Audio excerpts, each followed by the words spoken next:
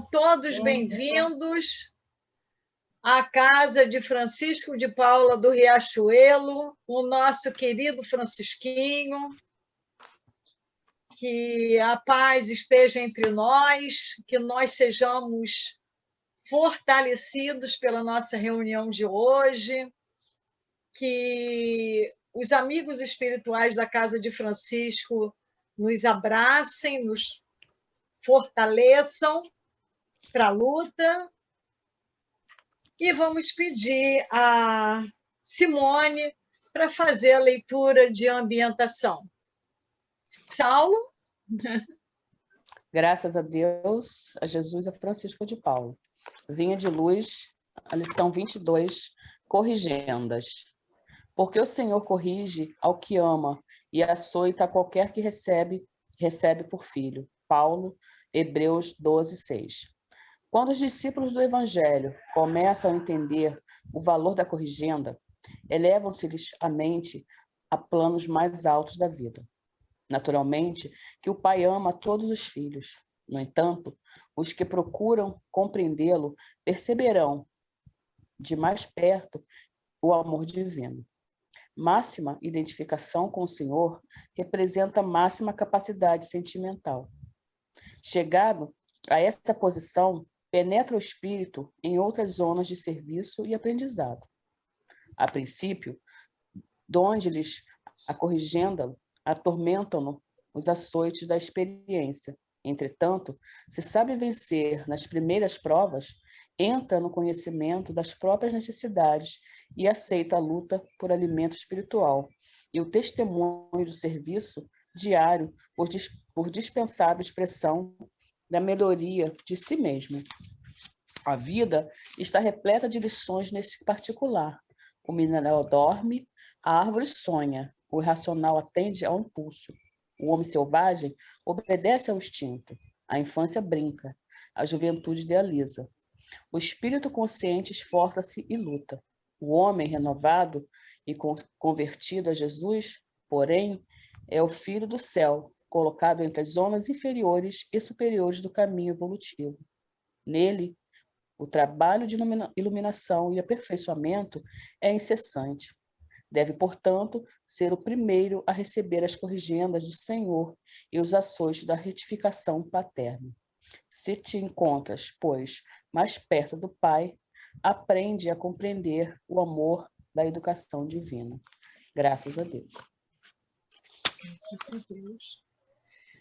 Graças a Deus, a Jesus, a Francisco de Paula, e graças ao nosso querido Pai Jacó.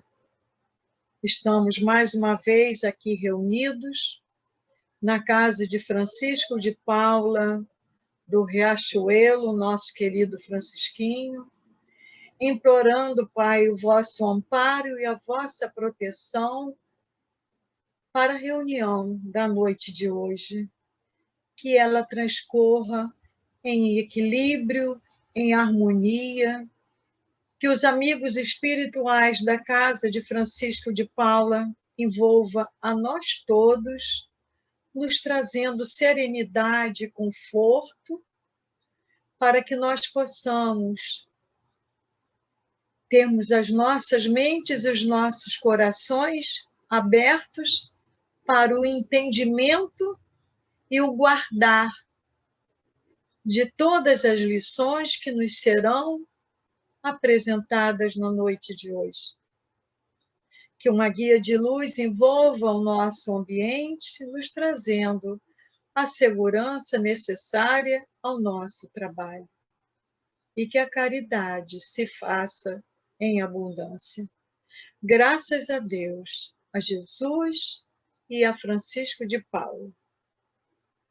Pedimos agora a nossa irmã Leia, que leia para nós uma passagem do Evangelho segundo o Espiritismo.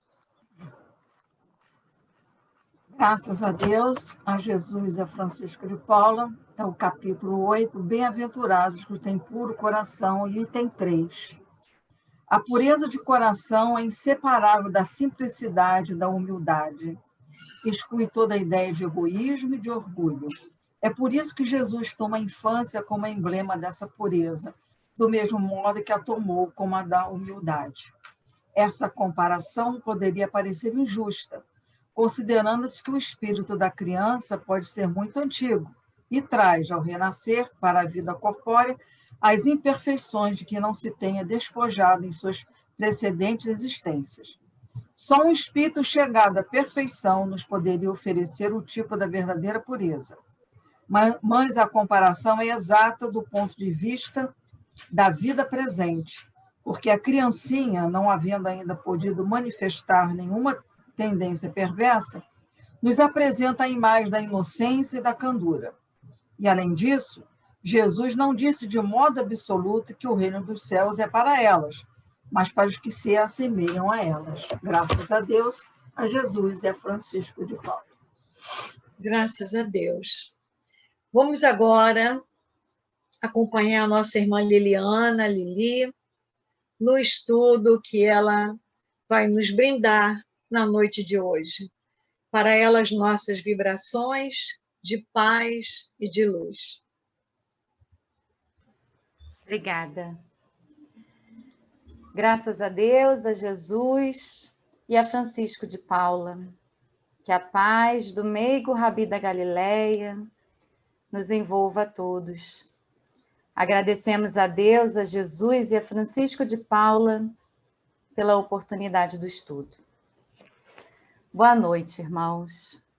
Nosso estudo de hoje é sobre o Evangelho segundo o Espiritismo, capítulo 3, Há muitas moradas na casa de meu Pai. Itens 8 a 19, as instruções dos Espíritos. O capítulo 3, Há muitas moradas na casa de meu Pai, trata dos diferentes mundos criados por Deus para as experiências encarnatórias dos espíritos, em vista de seu progresso moral e espiritual.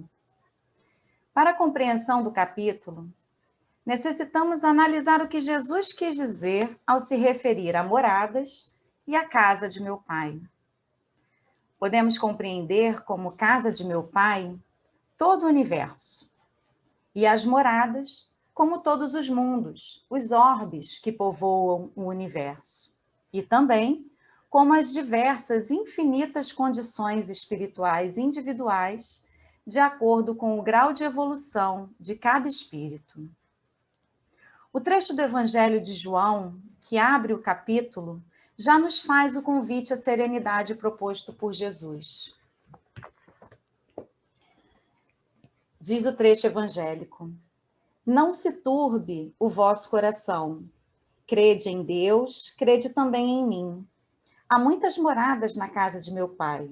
Se assim não fosse, já eu vô-lo teria dito, pois me vou para vos preparar o lugar. Depois que me tenha ido e que vos houver preparado lugar, voltarei e vos retirarei para mim, a fim de que onde eu estiver, também vós aí estejais. Está no Evangelho de João, capítulo 14, versículos 1 a 3. Interessante pensar na escolha das palavras em há muitas moradas na casa de meu Pai. A palavra casa remete a algo estrutural, externo ao indivíduo, referindo-se assim ao universo. Já a palavra morada dá uma ideia de período de permanência, de estada em determinado local, referindo-se dessa forma às diversas individualidades e estágios de evolução. No Livro dos Espíritos, na questão 55, os Espíritos esclarecem que todos os globos que se movem no espaço são habitados, e que o homem terreno está longe de ser, como supõe, o primeiro em inteligência, em bondade e em perfeição. Kardec, nessa mesma questão, escreveu a seguinte nota: Deus povoou de seres vivos os mundos, concorrendo todos esses seres para o objetivo final da providência. Acreditar que só os haja no planeta em que habitamos fora duvidar da sabedoria de Deus, que não fez coisa alguma inútil. Certo, a esses mundos, há de ele ter dado uma destinação mais séria do que a de nos recrearem à vista. Aliás, nada há, nem na posição, nem no volume, nem na constituição física da Terra, que possa induzir a suposição de que ela goze do privilégio de ser habitada com exclusão de tantos milhares de milhões de mundos semelhantes. Na pergunta seguinte, a questão 56, recebemos dos espíritos a informação de que a constituição física dos globos de forma alguma se assemelham. Kardec, em nota à questão 58, nos esclarece: as condições de existência dos seres que habitam os diferentes mundos hão de ser adequadas ao meio em que lhes cumpre viver. Já na nota de rodapé da questão 188 de O Livro dos Espíritos, encontramos informações sobre o nosso sistema solar. Diz a nota: segundo os espíritos, de todos os mundos que compõem o nosso sistema planetário, a Terra é dos de habitantes menos adiantados física e moralmente. Marte lhe estaria ainda abaixo, sendo-lhe Júpiter superior de muito a todos os respeitos. O Sol não seria mundo habitado por seres corpóreos, mas simplesmente um lugar de reunião dos espíritos superiores, os quais de lá irradiam seus pensamentos para os outros mundos, que eles dirigem por intermédio de espíritos menos elevados, transmitindo-os a estes por meio do fluido universal. As instruções dos espíritos, no capítulo 3º de O Evangelho segundo o Espiritismo, nos trazem algumas características dos mundos superiores e inferiores, dos mundos de expiações e de provas, dos mundos regeneradores e a orientação sobre a progressão dos mundos. Quando diferenciamos mundos inferiores e mundos superiores, devemos pensar que essa diferença é relativa, uma vez que só há um mundo superior ou inferior em comparação a outro mundo. Entre os mundos inferiores e os mundos superiores, há um contínuo de estágios evolutivos. Os mundos inferiores são aqueles em que os espíritos que lá encarnam são muito embrutecidos, em que predomina a força bruta da matéria. Ainda não desenvolveram as ciências. E mesmo nos mundos que possam ser classificados como inferiores, há gradações no desenvolvimento dos seres. Já nos mundos superiores, os venturosos, há o predomínio da cooperação fraternal, de vibrações mais sutis, de maior liberdade do espírito, pois quanto maior a elevação do espírito, maior a liberdade de transitar entre os mundos. Não há ambições, nem sentimentos de superioridade em relação a outros espíritos. Segundo os espíritos, o mal nesses mundos, nos mundos superiores, não existe.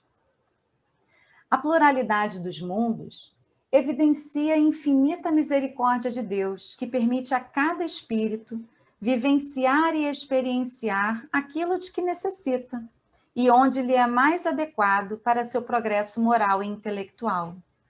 E como um Pai justo, Deus não privilegia nenhum espírito. Aqueles que habitam mundos mais felizes conquistaram essa felicidade por seus próprios esforços em se melhorar e progredir. O Espírito Santo Agostinho nos orienta quanto aos mundos de expiações e provas, aos mundos regeneradores e à progressão dos mundos. Os mundos de expiações e de provas são aqueles em que ainda predominam as imperfeições morais, espíritos ainda muito ligados à matéria. A Terra é um desses mundos, em que é possível a encarnação para expiação, como até uma forma de corretivo pela rebeldia desse espírito que não se depurou em oportunidades passadas. Até para esses espíritos, Deus dispensa toda a sua misericórdia, proporcionando mais uma oportunidade de aprendizado. Os mundos regeneradores são mundos de transição para mundos felizes, onde não há felicidade perfeita, mas já não há expiações. O homem ainda é falível, ainda passa por provas, ainda apresenta imperfeições. Voltemos agora a nossa atenção novamente para a palavra morada, que se refere às diversas individualidades e estágios de evolução. Cada um de nós está em uma morada espiritual, em um ponto do processo de evolução que nos leva da criação, como espíritos simples e ignorantes, até a nossa destinação, que é a perfeição relativa. Nesse processo de reforma íntima, passamos por muitas lutas internas, por muitos momentos de conflito interior, que poderíamos relacionar com as definições de céu e de inferno dadas pelas religiões tradicionais. Quando agimos no bem, no amor e na caridade, nossa morada é tranquila, suave.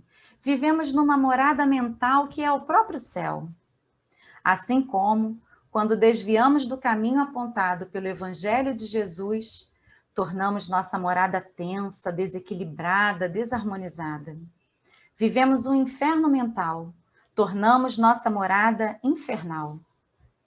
Quanto mais nos mantivermos no caminho indicado por Jesus e por seu Consolador prometido, mais rapidamente evoluiremos e, assim, poderemos contribuir para a melhora do nosso planeta Terra. Como nos orienta o Espírito Santo Agostinho, o progresso é lei da natureza. Portanto, o processo de melhora dos espíritos é constante. Assim como na natureza, nada é estacionário. Os mundos vão se transformando à medida que os espíritos que ali encarnam vão se aperfeiçoando e se depurando. Não é o mundo que mudará para os espíritos, mas os espíritos é que mudarão o mundo em que habitam. Como espíritos, somos protagonistas não só do nosso processo de evolução individual, mas também do processo de evolução planetária de forma coletiva. No momento, nossa morada é a Terra. Mas e no futuro? Qual será a nossa morada? Não sabemos. Nossa certeza é que Deus, sendo um Pai infinitamente justo e bom, nos permitirá habitar um mundo de acordo com o nosso estágio de evolução espiritual. Daí a nossa grande responsabilidade no nosso processo de melhora e de reforma íntima. Nesse momento de pandemia, momento tão difícil por que passa a humanidade, em que vemos e sabemos de tantos irmãos enredados no egoísmo e no negacionismo, por vezes se torna difícil pensar que o mundo vai melhorar. Mas, irmãos, o bem é silencioso, é firme e determinado. Enquanto o mal alardeia em todos os cantos e dá audiência ainda para muitos, muitas ações boas ocorrem mesmo em meio à pandemia. Muitas iniciativas de auxílio ao próximo, sejam aqueles mais próximos ou mesmo não tão próximos assim, estão sendo desenvolvidas com muita dedicação e fraternidade. Muitos irmãos estão aproveitando o momento para seu crescimento moral e espiritual. Façamos a nossa parte e, como espíritas, fortaleçamos a nossa fé raciocinada, ensinada pelo Espiritismo, que é religião, é filosofia e é ciência. Máscara, álcool em gel, lavagem das mãos, distanciamento social e vacina são formas de caridade individual e de caridade coletiva, pois vivemos em sociedade. Vamos juntos colaborar para que a Terra se transforme em um mundo melhor. Que o orbe terrestre, uma das moradas da casa de meu Pai, como disse Jesus, essa nossa morada temporária, seja um mundo mais feliz e menos embrutecido para os irmãos que aqui futuramente vão reencarnar. E quem sabe, não seremos nós mesmos a habitar outra vez a Terra. Trouxemos para o nosso estudo a mensagem Jesus e o Mundo, de Emmanuel, pela psicografia de Chico Xavier, no livro Coragem. Jesus e o mundo. Se Jesus não tivesse confiança na regeneração dos homens e no aprimoramento do mundo, naturalmente não teria vindo ao encontro das criaturas e nem teria jornadeado nos escuros caminhos da terra.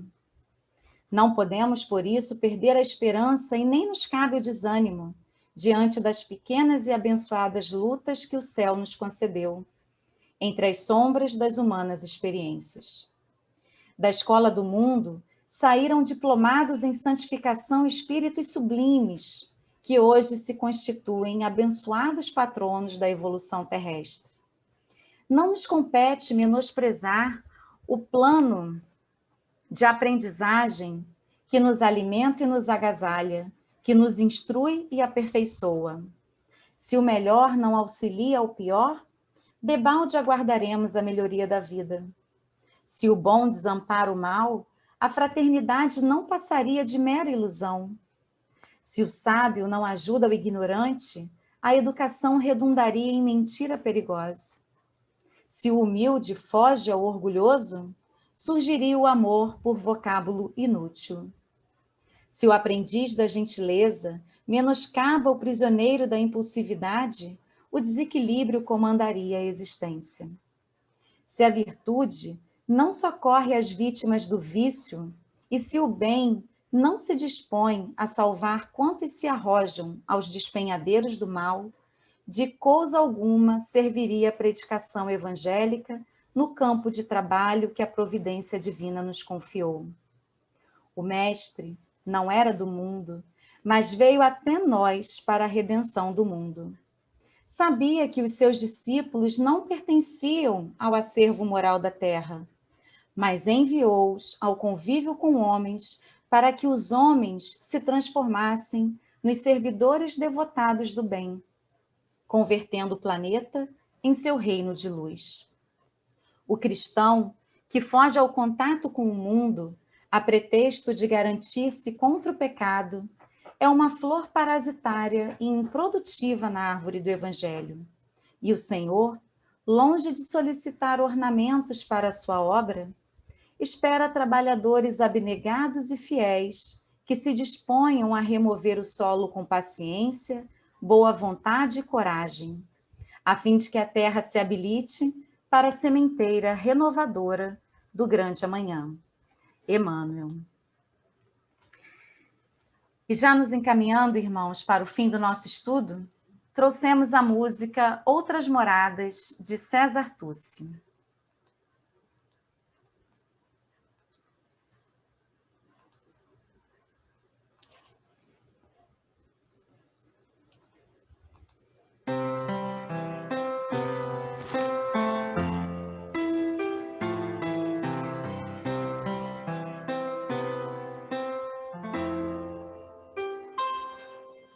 A noite no céu são estrelas que brilham, meus olhos que brilham também.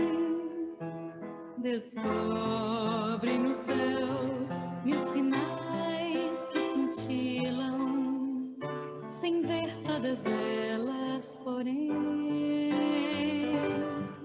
São muitas moradas no espaço infinito, são lares distantes daqui, são sóis de energia, cercados de vida, em mundos a evoluir. São tantas moradas, são outras pousadas de almas irmãs como eu. São educandários interplanetários, moradas do reino de Deus. São tantas moradas, são outras pousadas de almas irmãs como eu. São educandários interplanetários,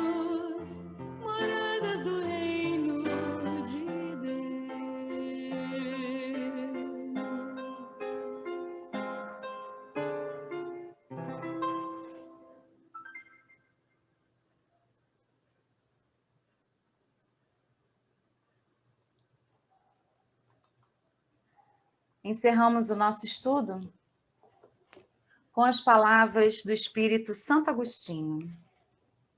Contemplai, pois, à noite, a hora do repouso e da prece, a abóbada azulada e das inúmeras esferas que brilham sobre as vossas cabeças.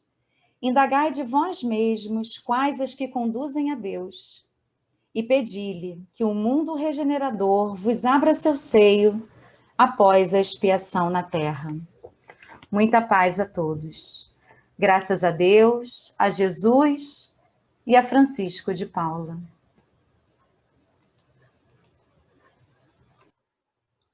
Obrigada, Lili, pelo seu estudo, que nos trouxe assim uma esperança, uma confiança de que tem tantas moradas na casa do Pai para abrigar a todos nós em todos os tempos, por toda a eternidade. Que todos nós possamos ter bastante coisinhas boas a pensar em relação a esse infinito que é o nosso universo. Vamos agora, nesse clima de esperança, fechar os nossos olhinhos e vamos fazer a irradiação, vamos orar pelos nossos irmãos que necessitam.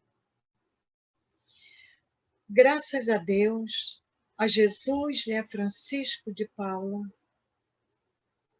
Jesus, amado irmão,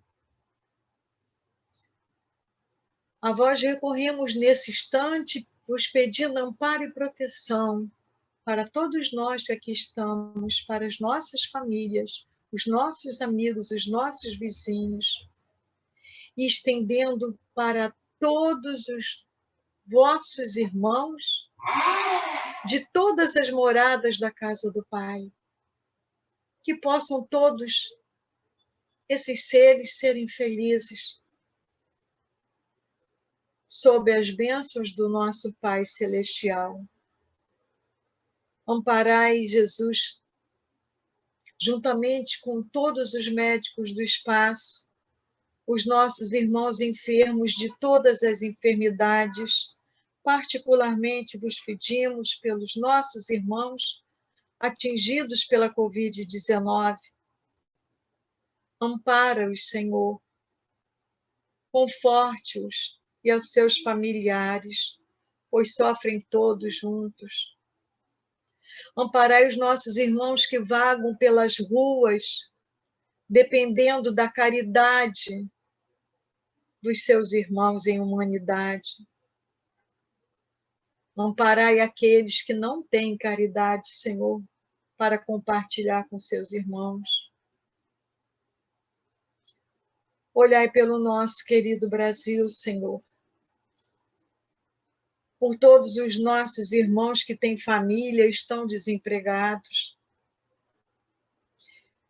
por todos os que estão em sofrimento de toda espécie, pelos que não têm paciência, chegaram no seu limite diante da pandemia, fortalece-os, Pai. Amparai, Senhor, os nossos governantes, para que se enterneçam diante do sofrimento do nosso povo. Envolvei, Senhor, o novo ministro da Saúde que nós estamos recebendo. Que tenhamos vacina, que tenhamos melhores perspectivas de vida, Senhor, para todos. E que todos nós, cristãos, tenhamos fé, esperança e confiança de que tudo isso irá passar e que nós sairemos vitoriosos dessa batalha. Que Jesus esteja com todos, hoje e sempre. Graças a Deus, a Jesus e a Francisco de Paula.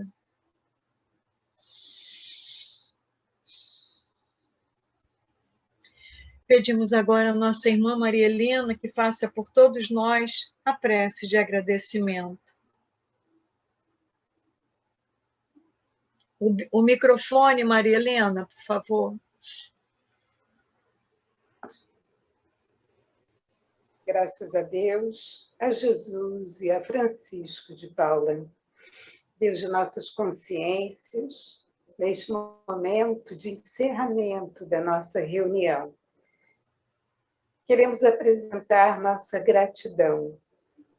Gratidão, Senhor, por essa doutrina que abraçamos, que nos consola e nos enche de esperança.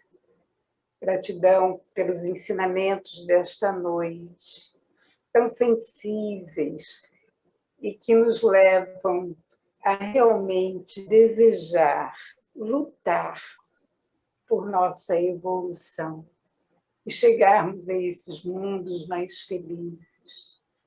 Sabemos, Senhor, que a luta é longa e que precisamos agir com muita vontade, mas é por isso e para isso que estamos aqui agora, reunidos em vosso nome, agradecendo, Senhor, essa tecnologia que nos coloca reunidos neste momento, uma equipe de médiuns e assistentes amorosos, interessados, agradecendo, Senhor, pela oportunidade do encontro e da oração. Que possamos estar juntos novamente na próxima semana. Graças a Deus, a Jesus e a Francisco.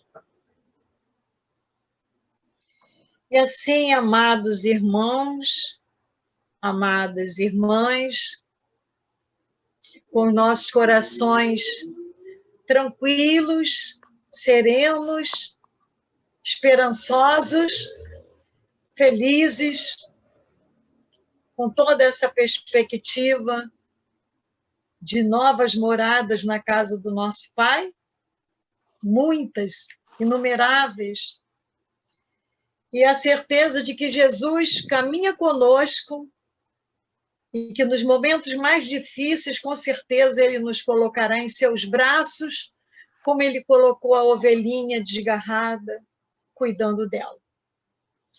Que Jesus esteja com todos nós, com os nossos familiares, que Ele nos cubra de bênçãos e de misericórdia. Graças a Deus, a Jesus, a Francisco de Paula e graças ao Pai Jacó.